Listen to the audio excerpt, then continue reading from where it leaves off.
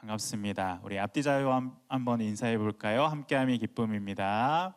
주님께서 우리에게 보내시는 알람도 진동도 울리지 않게 아예 통로를 차단해 버리는 이 영적 방해 금지 모드가 여러분의 지금 영적 상태에 걸려 있지는 않으신지요?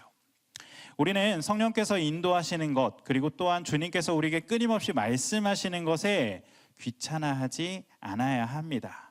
오늘 본문은 우리가 어떻게 성령님을 차단하고 있는지, 그리고 이 영적 방해금지 모드를 어떻게 해제해야 되는지를 우리에게 잘 알려주고 있는데요.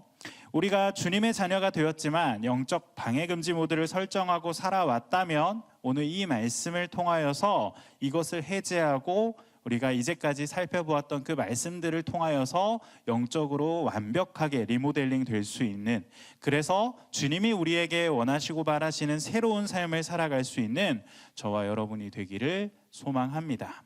그렇다면 오늘 본문을 통해 알 수 있는 우리 삶의 영적 방해 모드, 이 영적 방해 금지 모드를 해제할 수 있는 방법은 무엇일까요? 오늘 본문에서는 우리에게 이것을 첫 번째로 성령님의 탄식을 익십하지 마십시오라고 권면하고 있습니다.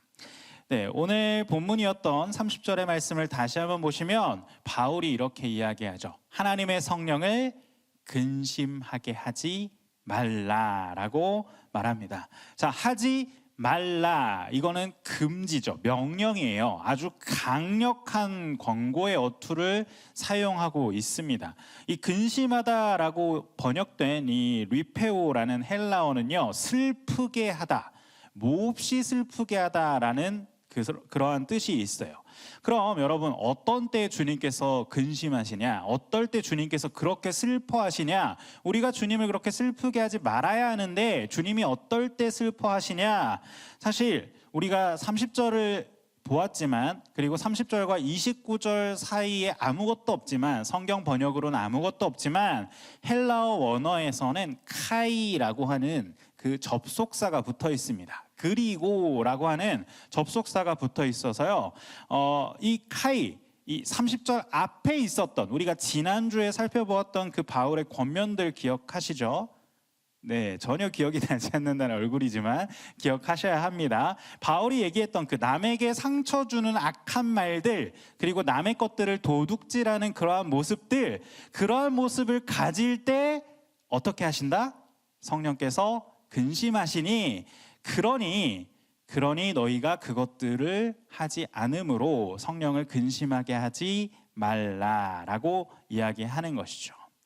사실 여러분, 성령께서 우리의 마음속에서 근심하고 계신다? 아마 와닿지 않는 청년들이 참 많을 거예요. 왜냐하면 많은 청년들이 성령이 나와 함께 계신다라는 것을 단순히 어떠한 기운, 어떠한 능력, 어떠한 힘, 어떠한 지혜, 이런 것들이 나와 함께함으로 인식하는 경우가 많아요. 즉 어떤 현상이나 느낌, 뭐 에너지, 기운 등으로 성령을 이해할 때가 많다라는 것이죠. 그런데 성령이라는 것은요, 어떠한 그런 기운이나 그러한 힘만이 결코 아닙니다.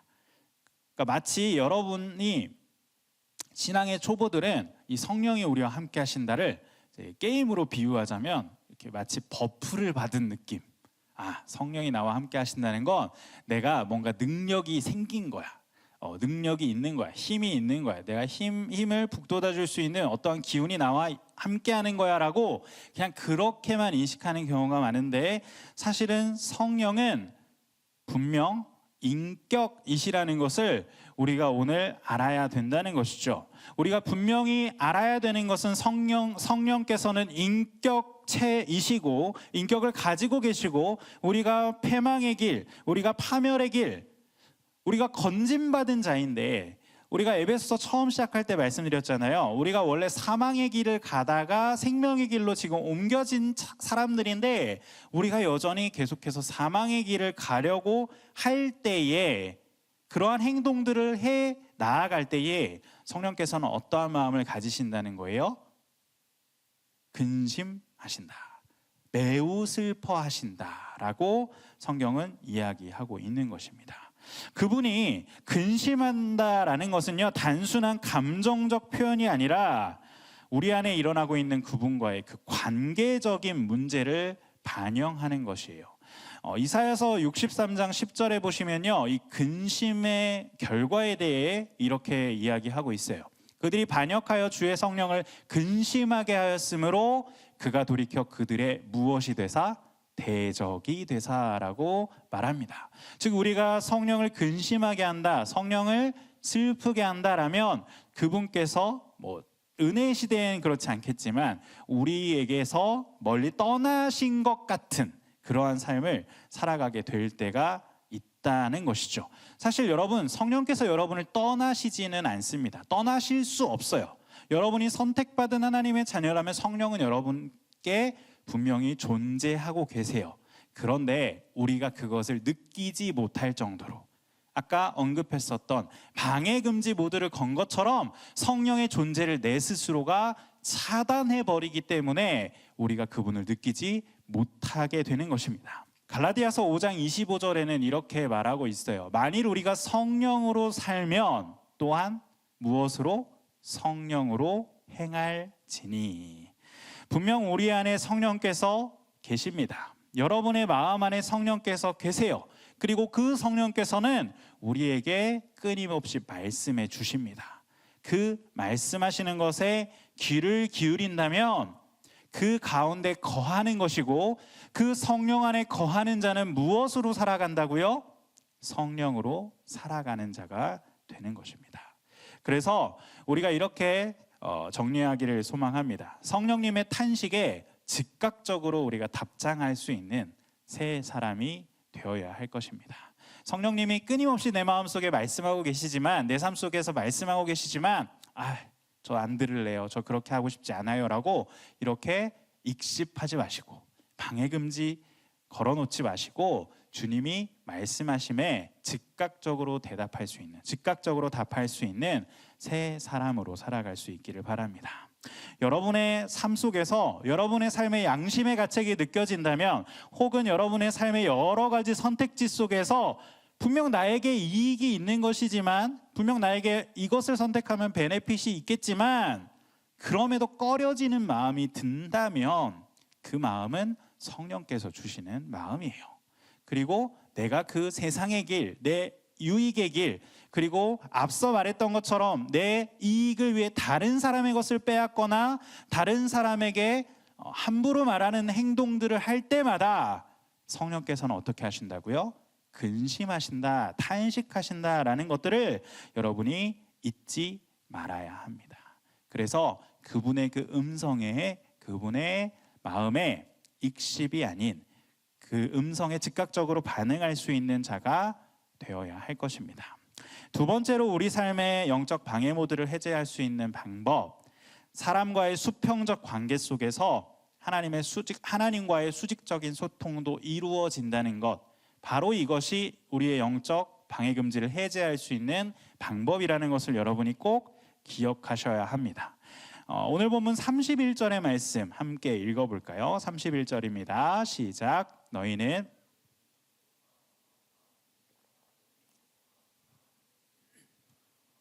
버리고. 아멘. 자, 우리가 영적 소통에서 꼭 기억해야 되는 것은요, 하나님과의 관계라는 것은 사람과의 관계와 분리되어 있지 않다라는 것입니다. 때로 종종 많은 청년들이 착각하는 게요, 다른 사람들과의 관계는 무시하고, 사람들과의 관계 뭐가 중요해? 그냥 내가 하나님과 독대하면 되지, 하나님과 그냥 관계 맺으면 되지, 하나님께 그냥 열심히 기도하고 다른 사람들 신경 쓰지 않아도 뭐 그래도 신앙생활 할 수 있잖아 라고 착각하는 경우들이 있어요. 그런데 여러분 한번 생각해 보십시오. 여러분에게 우리에게 주신 가장 심플한 하나님의 명령, 율법 무엇이죠? 10계명이거든요. 10계명에서 앞에 하나님을 향한 계명이 나타난다면 뒤에는 무엇이 나타날까요? 사람을 향한 계명이 나타나거든요. 그리고 하나님께서는 이것을 우리에게 확고한 법으로서 허락해 주셨어요. 그리고 하나님께서는 이 율법을 우리에게 지키라고 말씀하시면서 어떻게 말씀하시냐면요, 너희가 하나님을 가장 사랑해야 한다. 이것이 바로 제1된 계명이다라고 말씀을 하시고 거기에 뒤에 덧붙이면서 이와 같이라는 동격을 말씀하세요. 이와 같이 하고 뒤에 나오는 문장은 뭐라고 되어 있냐면 내 이웃을 내 몸과 같이 사랑하라 라고 기록이 되어 있어요. 자, 그렇다는 말은 뭐예요? 하나님을 네가 사랑하는 것 같이, 것처럼 누구도 사랑하라, 내 이웃도 사랑하라, 동일하게 사랑하라라고 말씀하시는 겁니다. 즉 여러분, 사람들과의 이 수평적인 관계가 제대로 되지 않는다면요, 하나님과의 이 수직적인 관계도 결코 제대로 이루어질 수가 없습니다. 지난주에 우리가 감정의 과소비에 대해서 제가 설교했었잖아요. 분노를 품고 이 해를 넘기는 것, 분노를 막 품고 그날을 넘겨버리는 것이 어떤 것이라고 했었죠? 마귀에게 틈을 주는 영적 적자라고 했었잖아요. 그런데 오늘 이 31절에서 지금 쭉 나열된 것들을 한번 여러분이 다시 한번 살펴보십시오. 이것들이 공통으로서 향하여지는 방향이 어딜까요? 지금 여기에서 아까 이야기됐던 이 모든 것, 악독, 노함, 분냄, 떠드는 것, 비방하는 것, 이 모든 것들이 어디를 향해요? 우리의 주변으로 향하죠. 우리의 수평적 관계로 향하는 것입니다. 이것들을 우리가 행할 때, 이것들을 향할 때, 이것들을 사람을 향해 바랄 때에 우리에게 무엇이 틈타는 거죠? 사단이 틈타는 거죠.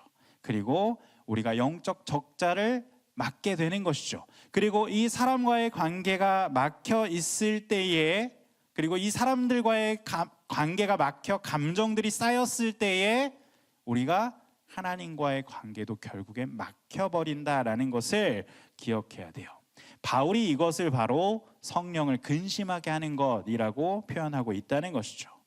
하나님과 나의 수직의 관계는요, 사람과 나의 수평적 관계와 연결되어 있다는 것입니다. 우리가 사람을 향해서 지난주에 말씀드렸던 것처럼 감정의 과소비를 쏟아부을 때 결국 그것이 무엇을 막냐면 하나님과 나 사이의 통로를 막아버리는 거예요. 그래서 사람과의 관계가 제대로 되지 않을 때 하나님과의 관계도 제대로 되지 않는 겁니다. 내가 사람들과의 관계를 막아걸고 그 사람들과의 방해금지 모드를 걸어놓고 너네들이 나한테 오는 거 다 막아버릴 거야, 너희들 신경 쓰지 않을 거야 라고 한다면 결국에는 어디로 향하는 것도 막히는 거라고요? 하늘로 향하는, 하나님께로 향하는 수직적인 방향도 막혀버리는 것입니다. 예수님께서는 이것을 산상수훈에서 아주 구체적으로 우리에게 말씀을 해 주셨습니다. 마태복음 5장 23절에서 24절의 말씀을 보시면 예수님께서 이렇게 말씀하시죠. 그러므로 예물을 제단에 드리려다가 거기에서 내 형제에게 원망을 들을 만한 일이 있는 것이 생각나거든 예물을 제단 앞에 두고 먼저 가서 형제와 화목하고 그 후에 와서 예물을 드리라. 예수님께서 분명히 말씀하셨어요. 예배를 드리다가, 우리가 기도를 하다가 어떠한 사람이 생각난다면, 내가 화평하지 못한 것들이 생각난다면 그것과 먼저 어떻게 하라? 화목하라, 해결하라 라고 주님께서는 말씀하셨어요. 이 말씀은요, 결코 하나님께서는 우리의 수직적인 예배만 받으시지 않는다는 것을 의미해요. 우리가 수평적인 관계 속에서도 하나님을 예배하는 것이고, 이 수평적 관계가 함께 될 때 주님께서는 이 수평과 수직의 예배를 동시에 받으신다는 것이죠. 로마서 12장 18절에서도 이 동일한 방향을 가리키고 있습니다. 할 수 있거든 너희가 모든 사람과 더불어 화평하라. 이것이 새 사람의 모습이거든요. 그런데 사실 여러분, 이게 쉬운 일이 결코 아니죠. 모든 사람과 화평하기, 어찌 보면 불가능한 일입니다. 하지만 너희는 모든 사람과 더불어 화평하라. 그 앞에 뭐가 붙어 있어요? 가장 앞에 할 수 있거든. 즉 최선을 다해야 된다는 거죠. 네가 할 수 있는 만큼의 최선을 다해야 한다는 거예요. 무엇을 위해? 수평적 사람들과의 관계의 화평을 위해. 여러분이 스스로가 그렇게 마음을 열어두어도요, 상대방이 그걸 받지 않는 경우도 있어요. 그런데 그것으로 족해요. 왜? 여러분은 이미 마음을 열었기 때문이죠. 여러분은 이미 영적 방해금지 모드를 풀고 그 사람과의 막혔던 담을 열고 그 사람과 관계를 하려 했기 때문에 주님께서는 여러분의 그 마음의 중심을 보십니다. 그래서 요한은요, 요한일서 4장 20절에서 같은 진리를 또 말하죠. 하반절에 보시면 이렇게 기록되어 있어요. 보는 바 그 형제를 사랑하지 아니하는 자는 보지 못하는 바 하나님을 사랑할 수 없느니라. 그래서 하나님께서는 아까 율법에서도 하나님 사랑을 이웃 사랑과 동일하게 두는 거예요. 내가 하나님을 사랑한다는 것을 증명할 수 있는 것, 내 수직적 관계를 보여줄 수 있는 것이 무엇이라는 거죠? 수평적 관계의 사람들과의 그 관계로서 하나님과의 관계를 증명할 수 있는 것입니다. 심리학자인 브레네 브라운은 그의 저서인 취약함의 힘이라는 책에서 이런 말을 합니다. 우리의 진정한 연결을 막는 가장 큰 요인은 수치심과 두려움, 그리고 관계 안에서 쌓인 쓴 감정들이다라는 말을 해요. 우리가 어떠한 사람과의 그 연결이 막히는 이유는 결국 뭐 때문이에요? 그 사람과의 여러 가지 이슈들, 문제들, 상황들, 그리고 그러한 상황들 속에서 켜켜이 쌓여버린 내 감정들, 이전의 말씀을 떠올려 본다면 화겠죠. 화들이 쌓여서 결국에는 그 연결이 막혀버리는 것, 관계가 막혀버리는 것이라고 말합니다. 이것은 뭐 영적인 언어는 아니지만 이 통찰은 정확히 에베소 4장 31절을 정확하게 설명해 주고 있는 거예요. 여러분의 그 관계 때문에, 여러분의 그 삶 안에서 여러분의 그 사람과의 관계 때문에 하나님과의 관계가 혹시 막혀진 것 같은 그런 경험이 있으시진 않습니까? 예배 중에 혹 그러한 사람들의 얼굴이 떠오르거나 기도 중에 그러한 사람들과의 그런 일들이 떠오른 적은 없으십니까? 내 기도가 잘 되지 않을 때, 내가 예배를 드리지만, 이 예배의 자리에 앉아 있지만 예배를 제대로 드릴 수 없을 때에 우리가 돌아보아야 하는 것은요, 내가 사람과의 관계를 방해금지 모드를 걸어놓고 있지는 않았는지, 사람과의 문제가 지금 발생해서 그 길이 막혀져 있지는 않은 건지를 여러분이 잘 돌아보아야 되는 것이죠. 여러분이 이런 화의 감정을 쌓아두다 보면 결국 여러분의 영적 흑자를 방해하고 여러분의 영은 적자가 되어 하나님과의 관계마저도 막혀버리게 되는 것입니다. 그래서 우리가 이것을 꼭 기억해야겠는데요, 사람을 향한 차단은요, 하나님을 향한 영적 통신망도 막아버리는 결과를 초래한다라는 것을 여러분이 잊지 마셨으면 좋겠습니다. 여러분이 사람과의 관계를 막아버리고 사람들과의 관계 속에서 영적 방해금지 모드를 걸어버리는 순간 사람과의 관계가 단절될 뿐만 아니라 하나님과의 관계 또한 단절이 되어버린다는 것, 이것을 기억하며 여러분 사람들과의 관계를 열어두시고 사람들과 막히지 않도록, 그 사람들에게 내가 악을 바라지 않도록 그렇게 나의 삶을, 나의 영적 자산을 잘 지켜낼 수 있기를 바랍니다. 마지막으로 어떻게 여러분 우리가 하나님과 연결될 수 있을까? 내 이 방해금지 모드를 해제하고 주님과 연결될 수 있을까? 주님께 연결되어서 십자가의 용서를 내가 수신할 때에 비로소 그때 우리가 영적 방해금지 모드를 해제할 수 있습니다. 우리의 영혼을 리모델링하기 위해서 우리가 방해금지 모드를 켜두어서 받지 못하고 있는 그 하나님의 온전하신 뜻, 새 사람으로서 살아가야 하는 그 영적인 네트워크를 회복하는, 복구할 수 있는 유일한 버튼이 있다면 바울은 그 버튼을 지금 무엇이라고 말하고 있습니까? 용서라고 말하고 있습니다. 에베소 4장 32절의 말씀 한번 보십시오. 바울이 그 유일한 버튼에 대해 이렇게 이야기합니다. 함께 읽습니다. 서로 친절하게 하며 불쌍히 여기며 서로 용서하기를 하나님이 그리스도 안에서 너희를 용서하심과 같이 하라. 아멘. 바울은 지금 우리의 영적 방해금지 모드를 해제하는 그 방법에 대해 용서를 이야기하고 있죠. 그리고 그는 우리에게 그냥 용서해라고 이렇게 무지성으로 던지지 않았습니다. 우리에게 그 용서의 근거를 주는데요. 하나님이 그리스도 안에서 너희를 용서한 것 같이라고 하는 이 근거를 이야기합니다. 같은 진리가 골로새서 3장 13절에도 나오는데요. 누가 누구에게 불만이 있거든 서로 용납하고 피차 용서하되 주께서 너희를 용서하신 것 같이 너희도 그리하고라고 분명히 얘기해요. 이것이 성경이 말하고 있는 용서의 공식이라는 것이죠.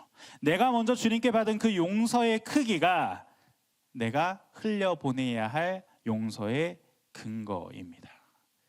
그런데 우리는 종종 이런 생각이 들잖아요. 막 계산하잖아요. 제가 저한테 이만큼이나 잘못했는데 굳이 제가 저 사람을 용서해야 할까요? 제가 용서하는 것은 저에게 손해잖아요. 굳이 제가 제 감정 쓰고 시간 쓰고 물질 써서 저 사람을 용서할 이유가 뭐죠? 라고 우리가 그렇게 생각할 수 있어요. 그런데 여러분, 이러한 비슷한 생각을 예수님의 제자들도 합니다. 제자들도 했습니다.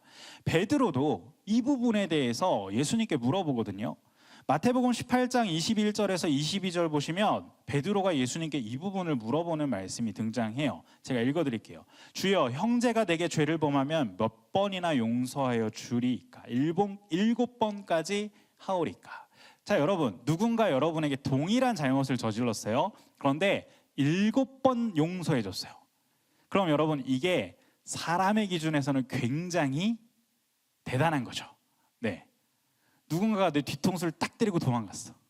그러고 이제 갔더니 미안, 잘못했어 해서 내가 용서해 줬단 말이죠. 근데 그 사람이 또 내 뒤통수를 딱 때리고 또 도망갔어.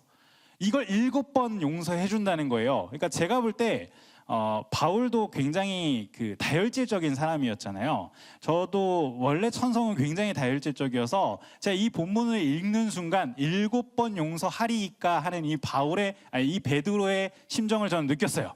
엄청난 용서다. 그가 할 수 있는 지금 최고의 용서를 말하고 있다라고 저는 느꼈거든요. 그런데 이 질문에 대해 예수님께서 어떻게 답하셨냐면요. 7번뿐 아니라 7번씩 어떻게? 70번이라도 할지니라. 자, 이게 횟수로 따지면 몇 번일까요? 490번이거든요.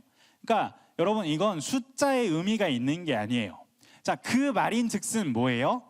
그가 어떻게 하든 계속해서 무엇 해주라? 용서해주라 라는 거예요. 횟수를 굳이 세지 말라는 말이에요. 용서가 내 삶의 방식이요, 내 삶의 모습이 되어야 한다는 것이죠. 우리가 누구라면? 우리가 주님께서 주신 영원한 생명을 입은 새 사람이라면. 왜 그래요?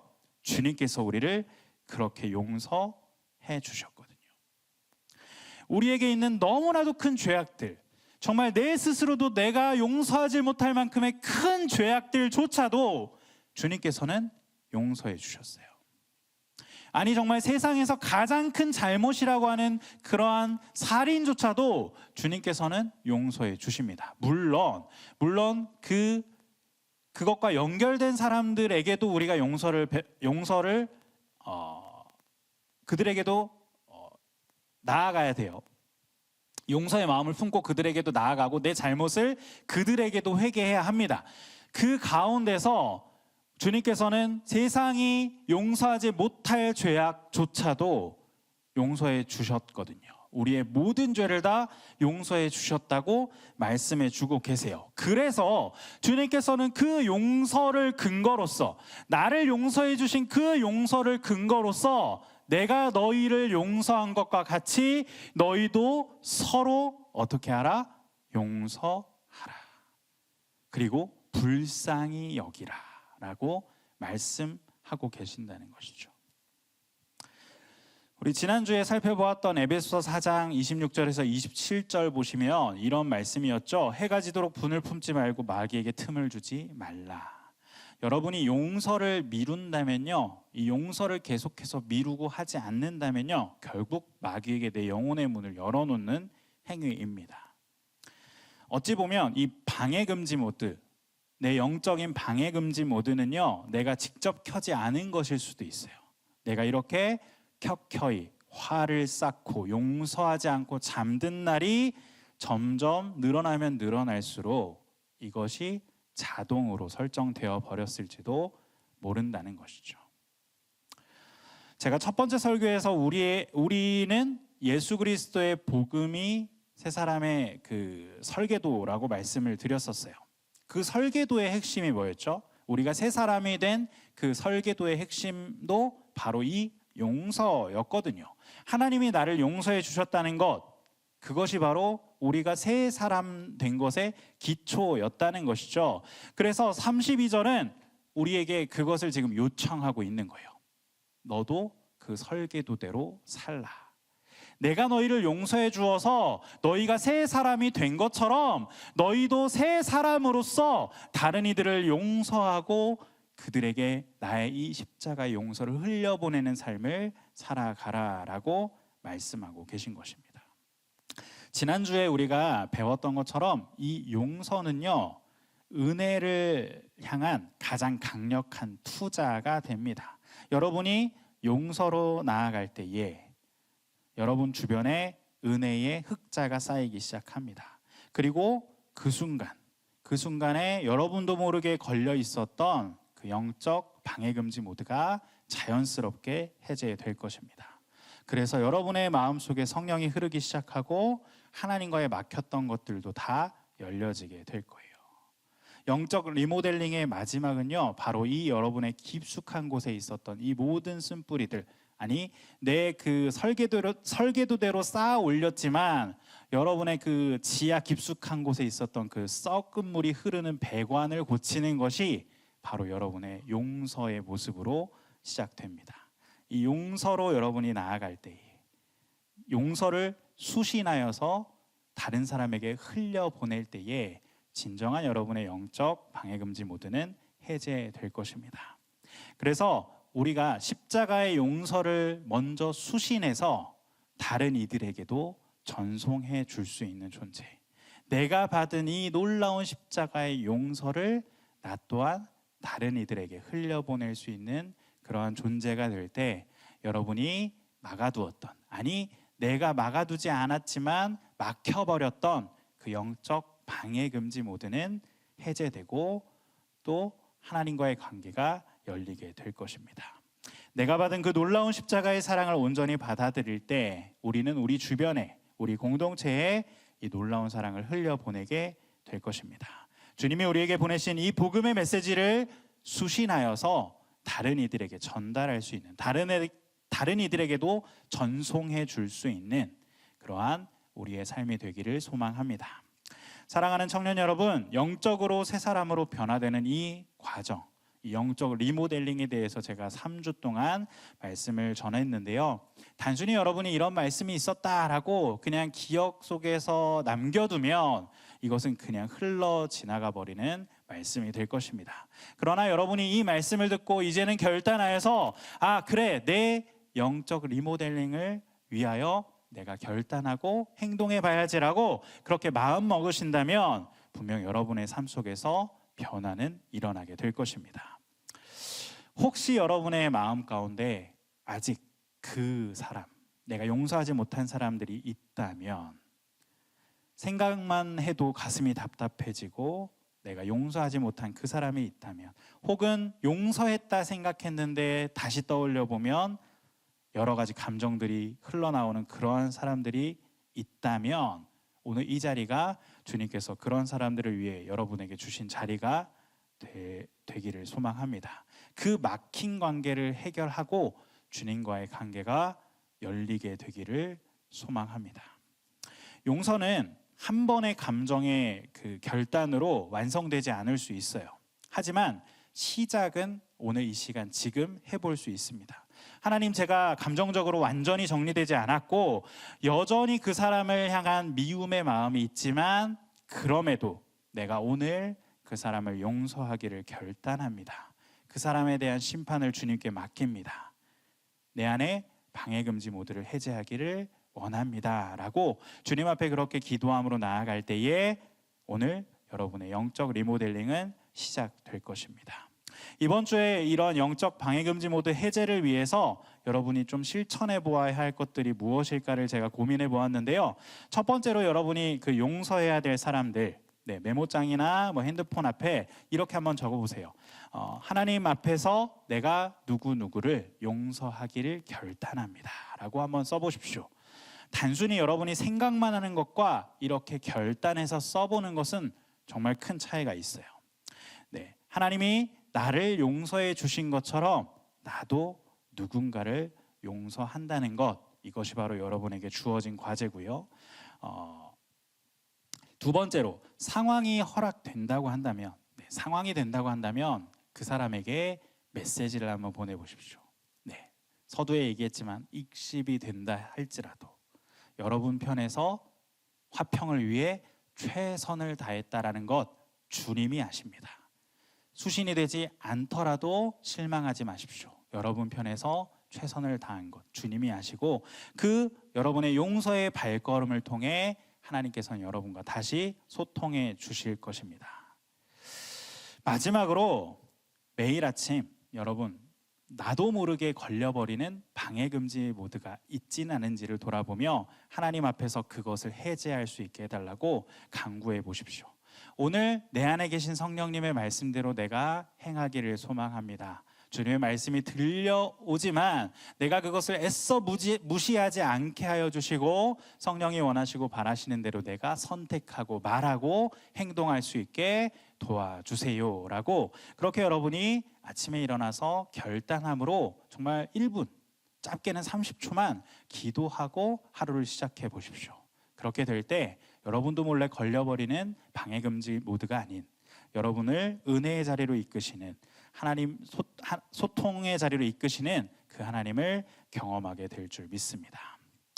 우리는 세 주에 걸쳐서 함께 새 사람으로 지어져 왔습니다.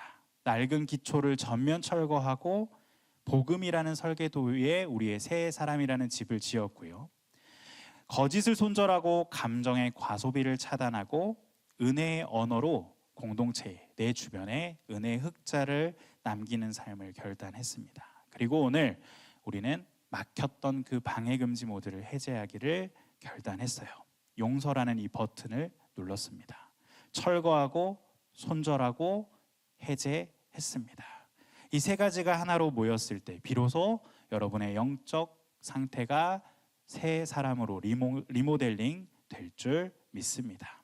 새로 지어진 여러분의 이 놀라운 삶을 통해 성령이 자유롭게 흐르고 성령님께서 여러분의 삶에 임하고 하나님의 사랑이 여러분을 통해 여러분의 삶을 통해 우리 공동체를 통해 세상 가운데 흘러가게 될 줄 믿습니다. 새로운 사람으로 변화되어 살아가는 삶, 바로 그것이 우리의 삶이 되기를 소망합니다. 그래서 우리 마지막으로 이렇게 함께 결단했으면 좋겠습니다. 영적 방해금지 모드를 해제하여 성령님께 응답하고 그 십자가의 놀라운 사랑과 용서를 내가 수신하여서 소통함으로 새 사람의 은혜를 흘려보내는 이 용서를 흘려보내는 주님의 복된 자녀로서 살아가는 우리 모든 맑은 생광천교회 청년들이 될 수 있기를 주님의 이름으로 축복을 드립니다.